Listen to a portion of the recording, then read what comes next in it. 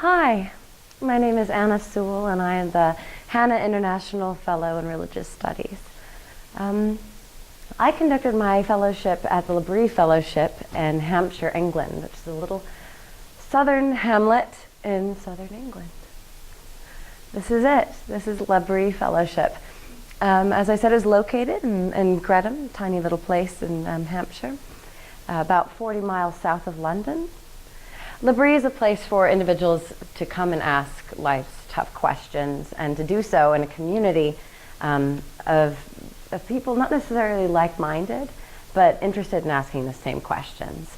We live, work together, and study together at L'Abri in terms, which are about 2 months long, which is perfect for my fellows.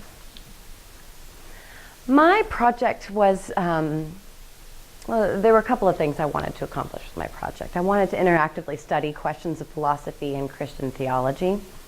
I also wanted to inform my perspective as an artistic person with a faith. And I wanted to brainstorm and develop arts projects based on the material that I covered while living at L'Abri. This is the sign you see upon entering.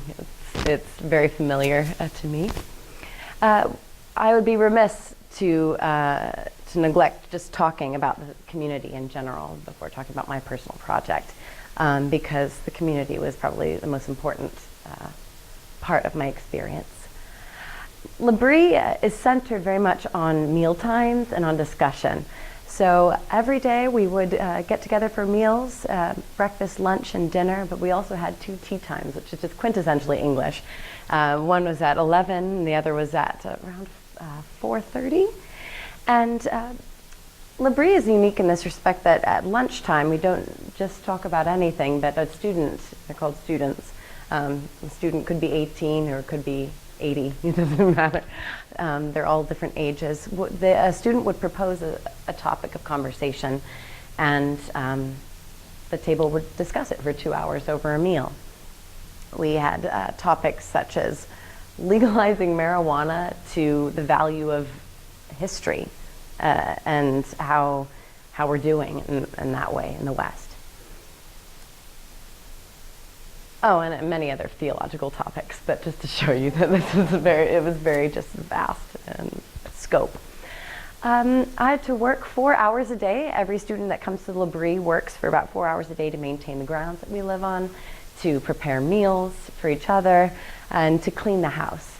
So here's a picture of the house. There's me mowing the lawn. There's a Danish girl, and then there's a girl from Virginia. It was just very, very different. We had a couple of Ukrainians. We had a couple of people from Taiwan. Just very, very diverse. Cooking and quite a bit of gardening. We ate most of our own vegetables. There are also times to sort of play and to go for many walks. This is on the walk to Selborne, which if you guys like Pride and Prejudice, that's mentioned in the book. And you know, we can go on hikes. And every Sunday we would have a high tea, which was also a very English thing. We just get together, play games. This is a gun boot toss. One of the Australians proposed that. And this is just soccer. Soccer was a regular part, or football, excuse me. The other 4 hours I would study. So I had 4 hours of work and 4 hours of personal study. And here's the archive of L'Abri, many different audio tapes, and now they're updating, they're going to computer. So many of the files were actually on a computer that was just over here. And these lectures range from discussions of Nietzschean philosophy to discussions of, you know, modern day Christianity, and they're just very various. And this is the morning room. I spent a deal of my time in there studying. I primarily studied the nature of doubt, the importance of collective memory, especially in religion. And I also studied how art and theology sort of rub and are enmeshed. That was my main interest. These are my on-site mentors. Marsh Moyle over here, he worked in the Ukraine for the better part of his life, and he's now residing with his wife in England. This is Andrew Fellows. He's originally a Canadian, and he married an English woman and is settled there too. And these were both, these two mentors lived at L'Abri. These were on-site mentors, and so I met with them once a week to discuss questions I had in my readings and any other sort of life questions. It was a very nurturing atmosphere. This is the latter half of my fellows project. After studying and accumulating material, I wanted to develop artwork. And so this is actually just outside of Selborne. I was mainly interested in the nature of the human. And one of the main draws to L'Abri is well, people are tired and they want rest and they want community and relationship. And so I studied sort of the breakdown of a relationship, especially due to our obsession with technology at times, our misuse of it. And so I drew off of my studies in that respect. This is a piece that is based on doubt, which is doubt that comes from the word living in two minds. And so this is partly inspired by that. This is partly inspired by a comment a girl made at L'Abri.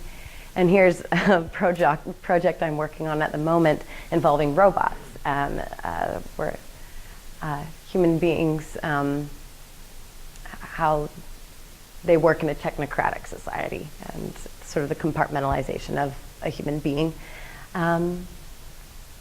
So here's just a bit more of that robots project.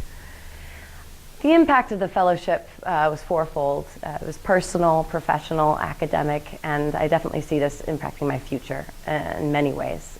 Even since the summer, I've been seeing new developments, both in my artistic goals. So personally, I grew my discussion skills and my analytical skills. I'm able to engage in a discussion and listen better after having done that so much over the summer. It deepened my philosophically Christian worldview as well. You get so many different types of Christians and many non-Christians that come to L'Abri. And it was just great to sit around that table and discuss these things. Professional growth, I gained a lot of artistic insight and development in my projects. And networking, I networked with quite a few other artists. Surprisingly, there were many artists that came, and many theologically minded people. I've been considering grad school for theology, so it's good to have a few people to bounce ideas off of in that respect. Academically, I've deepened my understanding of Christianity through the discussions I had, through the mentorship I had with Marsh and Andrew, and also with my faculty sponsor, Professor Moeller. And through personal study, those 4 hours a day were just invaluable to me, and through my participation in community life. Future impact, I've been developing some other projects. I've recently co-written a screenplay for a short film with my mother, which has quite a few of the themes I discussed earlier. And I've been interested in directing some of these projects that I've sort of written. I'm painting again, and I've got some performance art pieces in mind. So I'd like to thank most sincerely the Cornell Fellows Program for helping me realize this dream that I had. And my supervisors, Marsh and Andrew, I grew so much with their input, and they stretched my mind. With my faculty sponsor, Professor Joseph Moeller. And this fellowship was actually in honor of an alum here who was a religion professor of 1870. So thanks to James Hanna.